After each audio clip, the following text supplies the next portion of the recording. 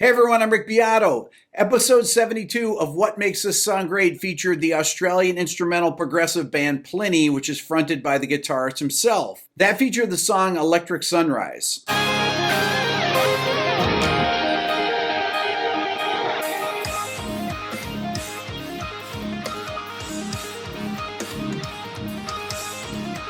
Today I had the band in the studio, and here is our interviews. I'm Plini. I'm Simon. Jake.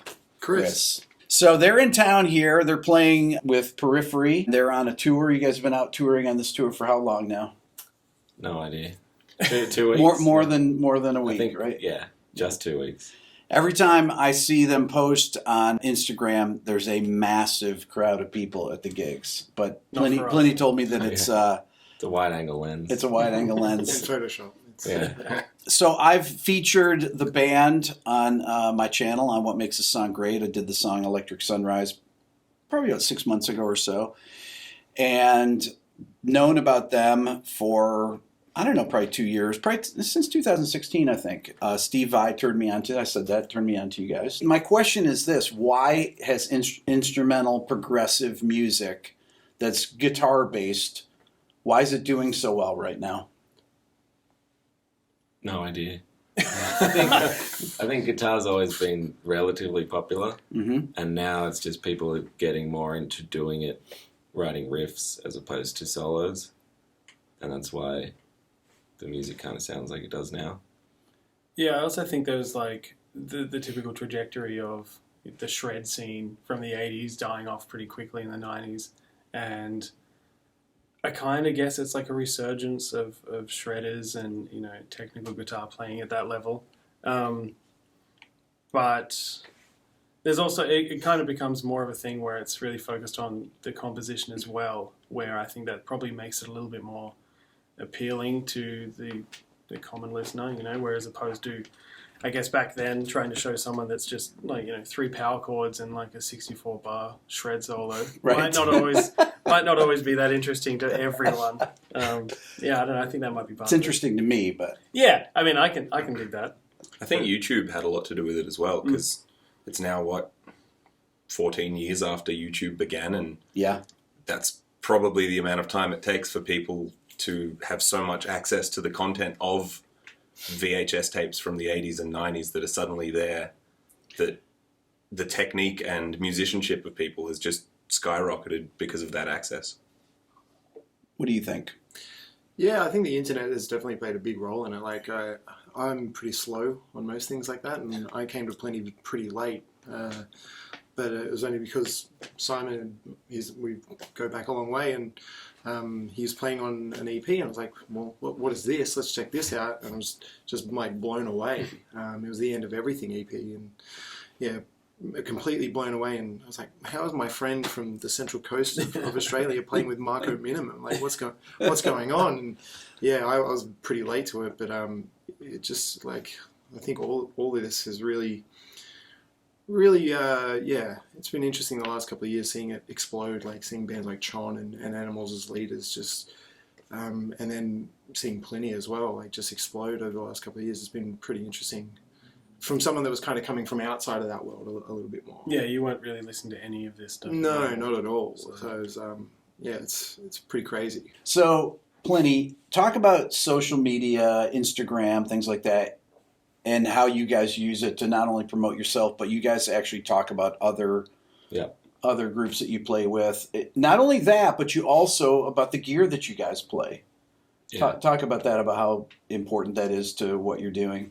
I probably wouldn't have a career without Facebook in the first place. And a lot of the way that people found my music was other bands sharing it. Mm-hmm. So I've just always done that because I've always thought, like, if you find something cool, you share it. And that has turned into a lot of the tours we've done have been people that we've all come across on the internet, become friends with. And then it's like, who do I want to spend time with for the next 5 weeks? Someone whose music I like and like the person. So without that, I have no idea who we'd be touring with. And then in terms of gear, I guess it's also a way to find new stuff, but also once you find something that you like, to build a relationship with that company or whatever by using it publicly. But yeah, it's kind of touring is almost like a bonus activity to me. Like, it's easily the most expensive thing you can do now because I can sit at home and record music for free and sell it for free. And then going on tour is like 8 flights and a bus and backline. These guys are from Australia. This is what, it's a long Yeah, trip. for us to get anywhere is like a day travel. Yeah, at least. Yeah. Now, so Plini, when you're writing the tunes, will you typically use a drum program like a Superior Drums or something? Yeah. What do you use, Superior? I used Superior for a long time till Get Good Drums came out, just because it loads faster and it sounds mixed when you use it. Because now that I get Simo to do all the real production, I just want to kind of get it demoed as fast as possible. When you go in to track the drums, will they typically be, those will be the guide tracks that people will learn, or whoever's playing drums will work? You'll send them the... I gave you some pretty trash demos. Had some very interesting ideas on that. I mean, so it won't be necessarily every fill will be worked out. No. Oh, no. No. The way we approached it on Sunhead was I just took the parts that Plini had programmed. They were just skeletons. They were just an idea of how to play the parts. Where the accents are, where the kick and snare is, exactly. things like that. Yeah, and then a lot of the rest of it was just me fleshing out ideas and. We went into the studio with some parts of that record with literally nothing. It's like, okay, this is a section where we don't know what's going to happen over the top, so we got to create something in the studio. So, for example, Anomaly does a keyboard solo on the song Flaneur. Mm-hmm. We constructed. Key solo, it didn't have a bass line. Yeah. Had no idea. We Had just chords had every 32 empty bars of 4/4 click track. Okay, what are we going to do here? And we just kind of messed around with a few ideas in the studio and ended up coming up with, the drum part that we did, and that built that section from there. So there's a lot of freedom. So yes, there's program parts, but it's also just you interpret them how you want. And no doubt it was the same with Troy as well. Yeah. Just here's a skeleton. You're a drummer. You know what you're doing. Yeah. You come up with So you give them you let them do their thing. It's not like they're copying your demos exactly. No. There was only a few points where it was like, oh, I definitely need this here. Yeah. And that's fine. That's okay, cool, great. I'll play that then. Yeah. But for the most part, it is just kind of do your own thing. And even then, before the tracking stage, you guys hung out together for a couple of days. Yeah. In like your spot and just worked on some parts. But we also agreed on a lot of stuff that ended up getting worked on way more. Yeah, right. Did we? I don't remember. Well, like you'd play something, but like, yeah, sounds great. And then we get into the studio and it's like, can you play that, Tom, just there? And then Oh, right. That's also the benefit of having a drummer like Chris is you can just throw ideas at him. It's kind of it's not like this thing he's rehearsed for like weeks before he gets to the studio.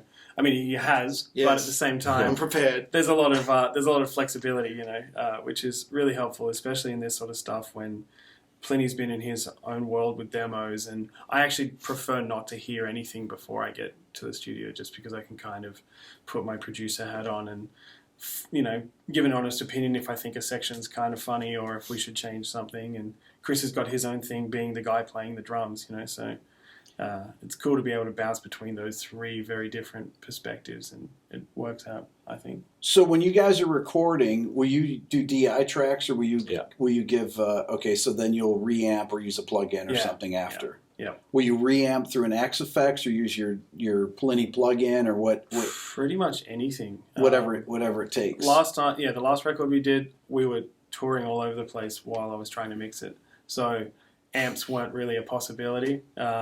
And again, even there was some times where we were still figuring out what guitar sound we wanted to go to for a certain section. So it was all plugins for the last record on the bass and all the guitars. Yeah. So it was just whatever. What'd you do on the bass? What plugins on the bass? I used, I think, the Neural DSP Dark Glass microtubes plugin had just been released, or I was beta testing it or something like that. So I used that with a bunch of, I think, Line 6 Helix Native. Yep.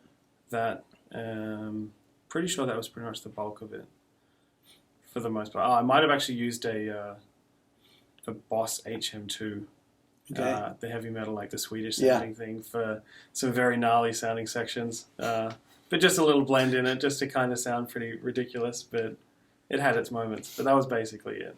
Yeah. So Jake, when you guys are playing live, you're using one Axe Effects on this tour. Yep. And you have your own pedal boards for that to switch sounds, or is everything programmed? How do you do that? Everything is MIDI programmed through the laptop. So it's changing sounds for you then. Yeah, changing sounds for us. We don't think about anything other than playing the guitar, really, which makes life really, really easy. And as long as we're in tune, it should. And the Axe Effects works, we should be all right. Yeah. But yeah. And what is your sound like when you're playing at home? What do you play through? I've been playing through the Plini plugin and the Nolly plugin mostly. Yeah, like most of the time I have like a little Fender combo if I really want to, but it's like my computer's there, I can plug in, I've got my monitors. That makes life so easy. And both plugins just sound good. Okay, so when he's mixing your record, if he's mixing your record, how many times will you go back with mix notes on it? Like 1,000? When we did the sort of. No, are you maybe like 1,000 in one go? Are you like that or no? A little bit. No, in my experience with a bunch of different clients, I don't think it was that painful at all. I think we were doing one single at first and just drilling through some ideas. We just sat down at my house for like a day and went over everything and was like, you actually just listen to it and then go through it. Yeah, and it wasn't like this very intense, like... It's not micro mixing or anything like that. No, it was more just like, here's kind of what I'm going for. Or I would, again, like our recording process, he kind of just lets me do my thing. And if he turns up and hears the mix, he's like, it's not really what I was thinking. It's not like I'm going to get bothered about it. We're just going to work on it and figure it out. So, and then by the end of the actual record, it was just like a few, some guitars needed to be a bit, heavier in effects or, volume everything changes. Yeah, basically. This guy likes a lot of delay, and that's cool. So that was, it wasn't too painful at all, really. Like, who were your guitar people that you were influenced by? Steve Vai, Petrucci, Satriani, all like classic best guitarists, in my opinion, and everyone else. Some definite Matheny in your playing, for sure. Yeah. I would say so. And then like Guthrie Govan, and then Tosin and Periphery and bands like that. So pretty much everyone. Yeah. A bit of everyone. Every mainstream guitarist from the last 20 years, 30 years. I think it's because I never got into practicing or getting good at shred. So my way to make things sound interesting on guitar can't come from technical ability and has to come from something else. When I see Plini doing something on YouTube or wherever, Instagram, he always looks like, I always think, it's man of leisure. You always look like you're just kind of hanging out. You get your, you're just hanging out there with your laptop. You got your coffee sitting there on the table, shredding on your guitar, and nailed it. And you don't have to work hard. Man of leisure, though, right? Pretty much. I think that's my way of keeping things from being too indulgent. Yeah. Just relax. Yeah. Let them do it. They can do all the fancy stuff. Yeah, like tonight, well, you've seen it, but you'll see again tonight. Simo's like two-hand everything. I'm playing a one-note melody. Let those guys I think part of that approach to your playing as well lends itself to maybe partly why people like your stuff is because the vocal, like the guitar parts are quite vocal. Yeah. It almost is like there's a verse and there's a chorus and it's a melody. It's not this, overly complex thing that people can't really digest. As far as your background, did either of your folks play music? Yeah, my dad plays upright bass. Okay. And is he a professional musician? Yep. And then in the last maybe 10 years or so, went and studied and did a doctorate, and then now teaches at the place they all went to. Yeah. That's I didn't realize that until I graduated. You never had him? No, none of us ever. I think he sat in a couple of classes just for that, but I was like, oh, that's your dad, okay. Yeah. Wow. Okay, so when you were growing up, did your dad yell at you to practice or anything? Never did, right? I asked him, I'd be like, teach me jazz. I'd be like, just listen to it. And that was He's a jazz guy, though, right? The jazz answer as well. Yeah. Nice. Very jazzy. Yeah. What about you guys? With your, did you ever take lessons or anything? Yeah. So we all studied at a place called the Australian Institute of Music in Sydney, and Is that kind of like a Berkeley of Australia, roughly, basically? More or less. Watered down Berkeley. Yeah. No hate. They did a good job. But yeah, so we all did the same thing to our respective instruments. You know, it was a Bachelor of Contemporary Music. So we just get in there. It's everything from like trad jazz to like modern pop music, and then that's it. It's not completely focused on jazz, but there's a fair bit of it. And yeah, that was basically it for what was it? 2 years? 2 year course? 2.5. Yeah, 2.5, depends. 3, Yeah. something like that. So that was basically it. So you guys would take theory classes and all that kind of Theory, stuff, right? history, performance, Oral. improvisation. Don't remember any of it, but we did it. Yeah. Got the bit of paper that says we do. Simon tells me I did it. It wasn't that long ago, though, was it? When did you? I graduated Ooh, 10 years ago. yeah. Wow. So, yeah. A little while ago now. I did it straight out of high school, so quick 2.5 years as soon as I finished high school and was done. Yeah. Did you go to school as Yeah, well? same place these Same guys place, went to. wow. But I was there a bit before these guys. Yeah. Yeah, so I did all that stuff too. How much retained? But Friendship. friendship. And Yeah, I think that's right. I think the three of us all did music lessons growing up in one form or another. like that. And I remember just being obsessed with listening to music. Like I would hassle my mum about getting some headphones and like a Walkman, and just like wherever I could just sit around and just listen to it, I would. Even if I didn't really know what I was listening to, it was just on. And I knew that at some point I wanted to play guitar or bass or something like that. And I had like a friend that would, he had like an acoustic guitar and stuff. So we jammed on that for a little. That became like the idea of you should get a bass instead so we can play together. And Somebody's got to play bass. yeah. Funnily enough, for like the first few years, I was playing a lot of guitar and bass at the same time. Not physically at the same time, Right. but like Michelangelo. yeah, style. spent a lot of time practicing both of them, and then I never got a bass lesson until I went to the degree that I studied for. But I got guitar lessons because I wanted to understand chords a little more and try and write. Like basic metalcore riffs at the age of 16, which is definitely what I was doing at the time. But it definitely helped. But yeah, no bass lessons up until that point, the proper degree. Now, are you? Do you have parents that are musicians or Yeah, anything? my old man was a great bass player that my whole time growing up, like for the first, 10 or so years of growing up, he was always out playing music every night. And then we moved away from that area, and he's kind of stopped and just started working a more traditional job. So he was very encouraging as soon as I expressed any interest in playing any instrument. Like I tried guitar for a little bit, it didn't work out so well. And well, that's right. Well, and then when I was about 12 or 13, I was annoying them about playing drums and got a kit, and I had a few lessons for like a year or so, and then was self-taught through most of my teenage years. I'd just get home and just go straight to my drum room and make as much noise as I possibly could.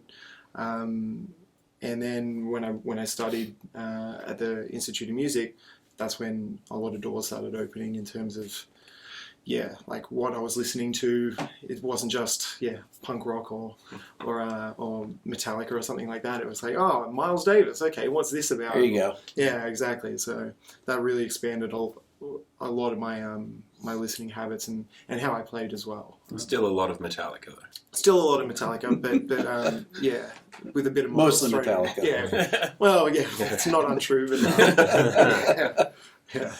Okay, so before we finish up here, I'm going to get Plini to fire up my Axe Effects and program me a sound that I can use on it so I can pretend to play like him. Okay, so Plini's going to program me a great lead guitar sound here. Can't say great. Okay, he's going to program me a mediocre lead guitar sound here with the Axe Effects, and he's actually you're starting from scratch, right? Yeah. Not totally from scratch, but... Well. when you typically will program something like this, will you start a patch from scratch, or will you take something that...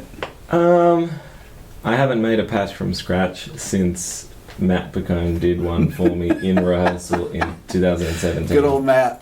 Yeah, so he made a patch for me, and then we sat and made like the whole set's worth of patches. Okay. And then Did you come to Australia to do it? No, we were rehearsing in New York. And Okay. it was like a couple of hours away or something. Okay. And then I upgraded to the 3 and copied all my settings like by eye, as in like, oh, the bass was at 4, the mids was at 3, and it sounded the same but better because the 3 is just better than the 2. Okay. Yeah, so I haven't done anything new in years.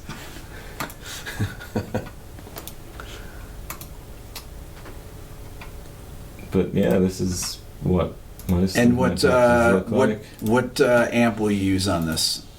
Probably the 5153 blue. Okay. The blue is the middle channel. Which is here somewhere. Is it? Yep. Right. There you go. And the 50 watt, because we don't need all the power. I asked him why he does numbers like this, and he's like, because then I don't have to move my finger to a different... Yeah, it's Sometimes you get lag when doing this for Okay. some reason. And then the cab, I use the same cab that I used years ago, which I think is this one. Oh, not quite. This one. Which is probably 10 years old or something. I think Okay. it's came with Recto the first cab. That's ever- probably got vintage 30s. Yeah, and then drive something like this. So this would be an overdrive pedal here. Yeah, so like a tube screamer.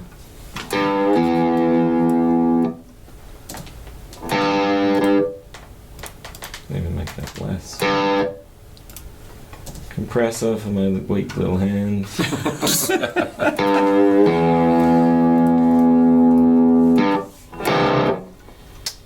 Maybe some gate.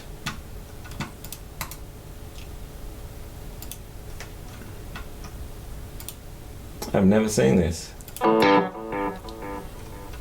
Nice. Yeah, why not? Do you know what that would be based on? Based on the name?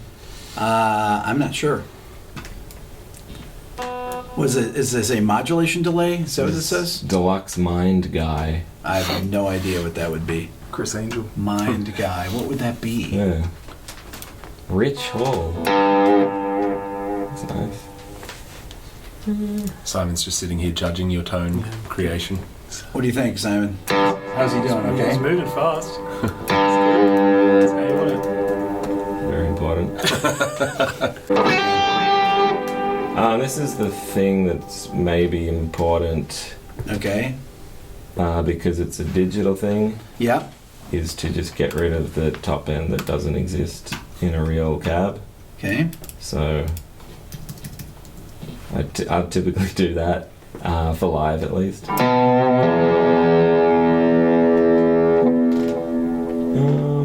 What else am I missing? Also for live I might put one more EQ just to really get rid of more of the top end. Yep.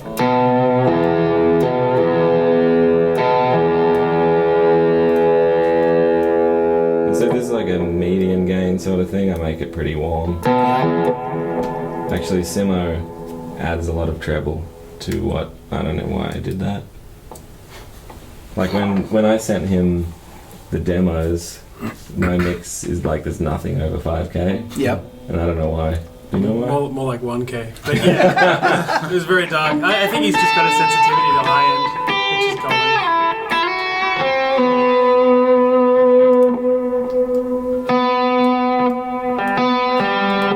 So that's still kind of too much gain for me because it's early in the morning. The Okay, am I going to be able to rip though without a little bit more gain than that, or no? Well, maybe I Just can. gain it up. I'm just kidding. Yeah. You should. The ripping's in the hands.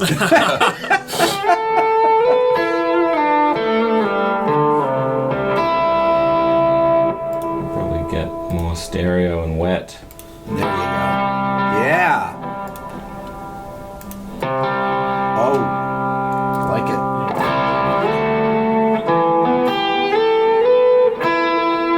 And I guess if you wanted to rip, you could just.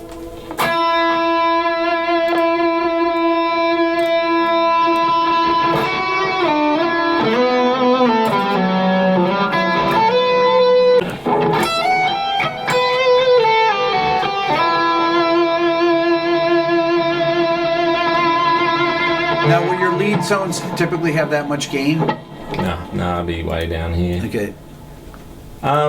Actually, for a heavier song, probably something around there.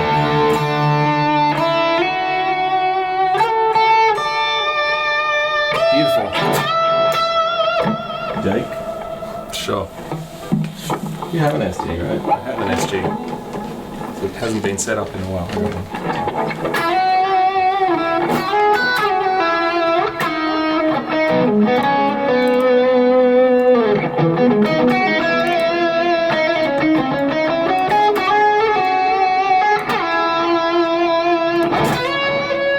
This SG feels really nice. Yeah.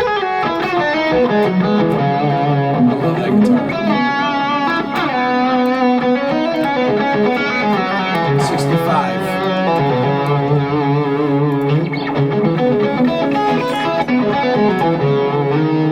Okay, so Simon, how's he doing on here? Sounds good to me. Doing great, right? Yeah, killing it. Sounds really good.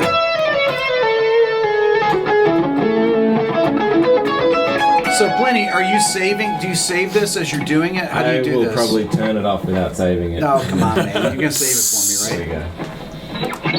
That's it. Yep. And then so if you wanted.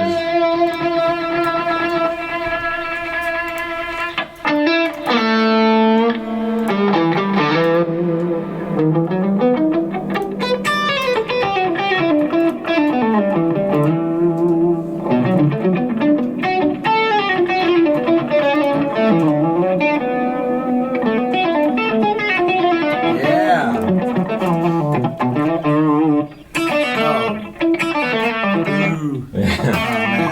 Fine kill.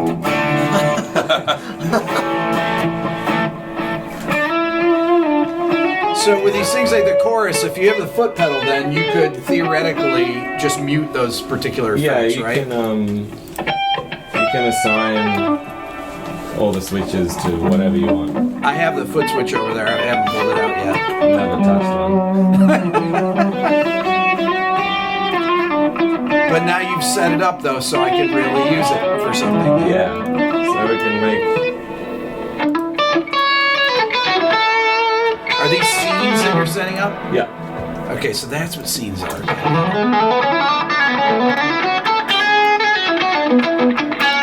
It's a good clean amp. Be AC30. Yeah, an AC30 will do it. Bright. Yeah, top. That'd be top boost or TB top boost. All right.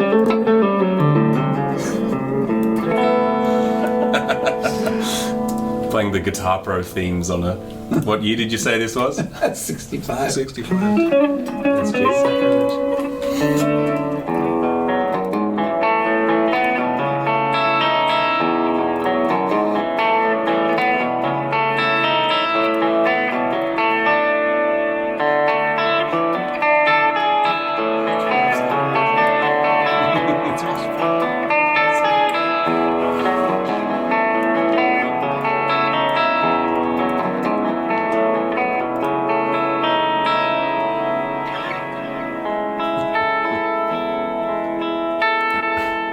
Play code. So you can actually set that Yeah, up you to can- hold? Press the button and then that will Just happen. hold that and then you can just And jam then you over it. can- Yeah. Wow. So sick. That's cool.